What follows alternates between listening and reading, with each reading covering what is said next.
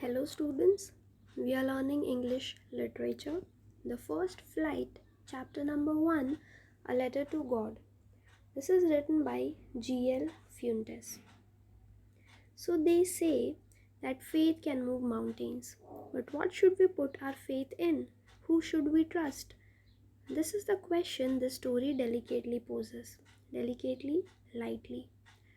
Lencho is a farmer who writes a letter to God when his crops are ruined, destroyed, asking for 100 pesos. Pesos is the currency used in Mexican countries. Does Lencho's letter reach God? Does God send him the money? Think what your answer to these questions would be and guess how the story continues. So let us see how the story continues. The house, the only one in the entire valley, sat on the crest of a low hill. Crest, on the top of the hill. Valley, the place between two mountains. From this height, one could see the river and the field of ripe corn dotted with the flowers that always promised a good harvest. Dotted because since the house is located at the top of the hill, the fields are at a distance, and from a distance, the flowers look like they are dots. The only thing the earth needed was a downpour. Downpour, heavy rain, or at least a shower. Shower is light rain. Throughout the morning, Lencho, who knew his fields intimately, closely, or very well, had done nothing else but see the sky towards the northeast. So throughout the morning, Lencho does nothing but he just looks at the sky waiting for the clouds so that it rains and they get some water. Now we are really going to get some water, woman.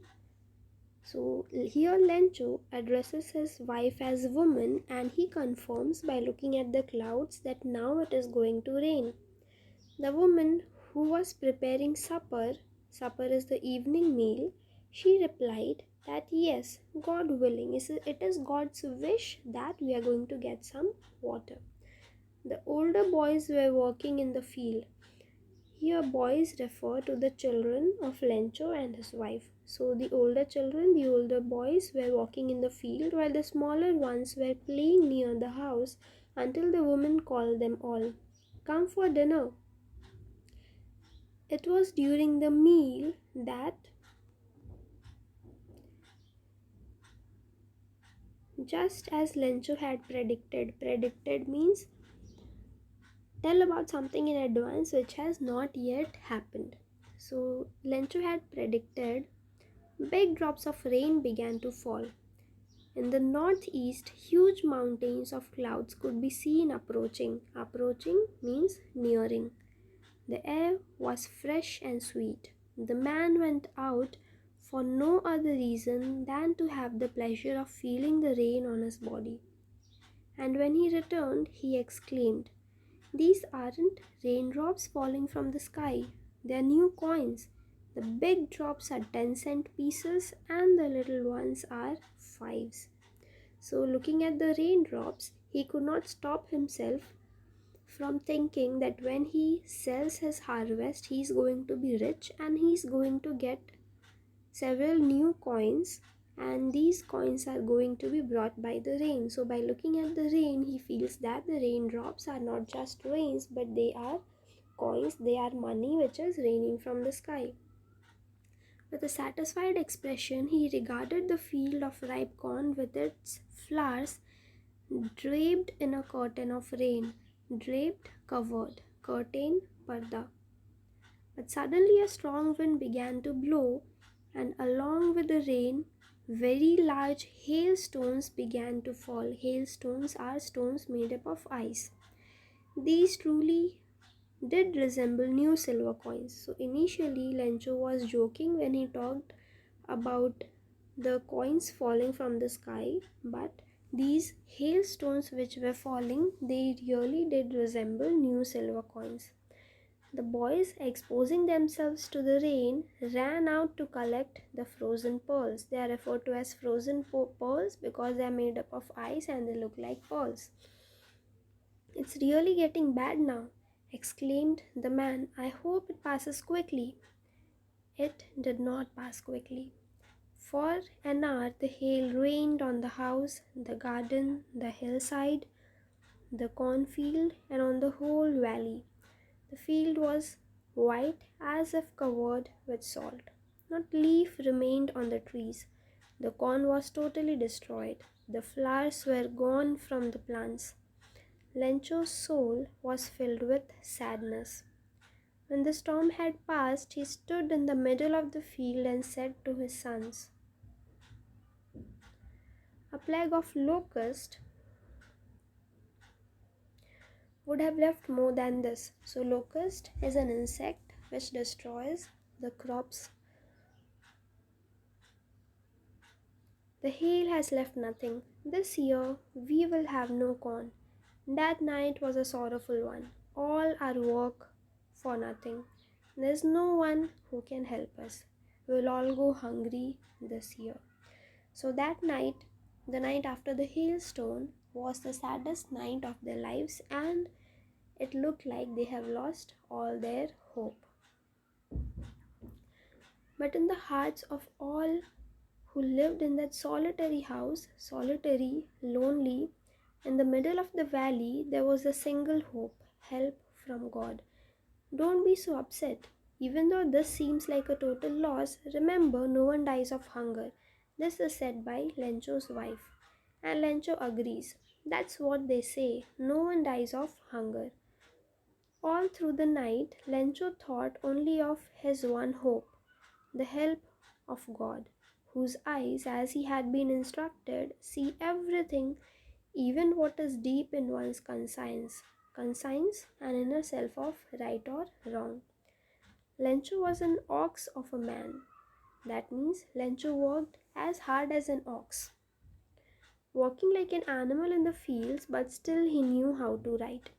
The following Sunday at daybreak, he began to write a letter which he himself would carry to town and place in the mail. It was nothing less than a letter to God. "God," he wrote, "if you don't help me, my family and I will go hungry this year. I need 100 pesos in order to sow my field again and to live until the crop comes because the hailstorm." And he continues to tell the story to God. He wrote "to God" on the envelope, put the letter inside, and, still troubled, went to town. At the post office, he placed a stamp on the letter and dropped it into the mailbox. One of the employees, who was also a postman and also helped at the post office, went to his boss laughing heartily and showed him the letter to God.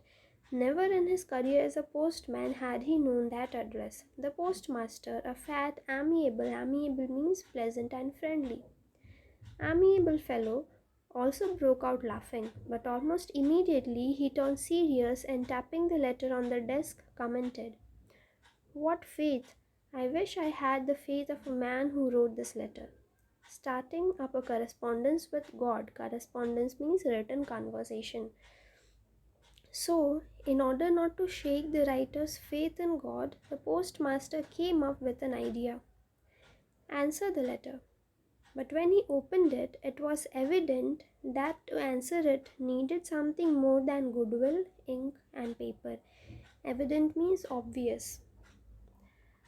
He knew that if he had to write the letter, if he had to answer the letter, he would need something more than ink, paper, and goodwill, and it was money. It was 100 pesos. But he stuck to his resolution. He asked for money from his employees. He himself gave part of his salary, and several friends of his were obliged to give something for an act of charity. It was impossible for him to gather together the 100 pesos, so he was able to send the farmer only a little more than half. He put the money in an envelope addressed to Lencho, and with it a letter containing only a single word as a signature: God. The following Sunday, Lencho came a bit earlier than usual to ask if there was a letter for him. It was the postman himself who handed the letter to him, while the postmaster, experiencing the contentment of a man who has performed a good deed, looked on from his office. Contentment means satisfaction. Lencho showed not the slightest surprise on seeing the money. Such was his confidence. So he had such a great faith in God that he did not show even a little surprise on receiving a letter from God. But he became angry when he counted the money. God could not have made a mistake, nor could he have denied Lencho what he had requested. So immediately Lencho went up to the window to ask for paper and ink. On the public writing table he started to write. With much wrinkling of his brow caused by the effort he had to make to express his ideas, when he finished, he went to the window to buy a stamp which he licked and then affixed. Affixed means stuck it or fixed it to the envelope with a blow of his fist. The moment the letter fell into the mailbox, the postmaster went to open it. It said, God, of the money that I asked for, only 70 pesos reached me. Send me the rest since I need it very much. But don't send it to me through the mail because the post office employees are a bunch of crooks. Lencho. Here crooks means frauds. So this was a story of Lencho. Let us look at it once again. Let us see what has happened in the story, A Letter to God. So here the story is about a farmer Lencho. Lencho waits for rain in his field and he is expecting a good harvest, and it starts to rain, but suddenly the rain turns into a hailstorm and his entire field is destroyed and he is left helpless and hopeless. But there's only one hope is left in him, which is given by his wife, and the hope is help from God. So he expects that God is definitely going to help him, and he sits and writes a letter to God. In the letter he asks for 100 pesos which he requires to start sowing his fields again and to live until his harvests are ready to be sold. So he goes and posts this letter into the post office. The manager from the post office, who is a very good man, decides not to shake the trust of Lencho and he decides to answer the letter himself. But when he opens and reads the letter, he concludes that he requires something else as well to answer the letter, and that is money. And he himself is not a very rich man, so he asks help from his friends and employees, and still they could not collect the entire money of 100 pesos. So he could collect only 70 pesos, which he puts in the envelope, and he is the one who replies. The next Sunday, when Lencho comes and he asks for a letter which has come from him, the postman gives the letter to Lencho, and when Lencho opens it, he sees that there are only 70 pesos in the envelope instead of 100 pesos. So Lencho gets angry and he sits and writes another letter to God where he says that he has received only 70 pesos and he knows that God is not going to make a mistake in counting, and he is also sure that God is not going to deny him for something that he needs so badly. So he tells God to send him the rest of the money and not to send the money through mail because the people in the post office are frauds, and he thinks that those 30 pesos which are less in his envelope are taken by the people in the post office.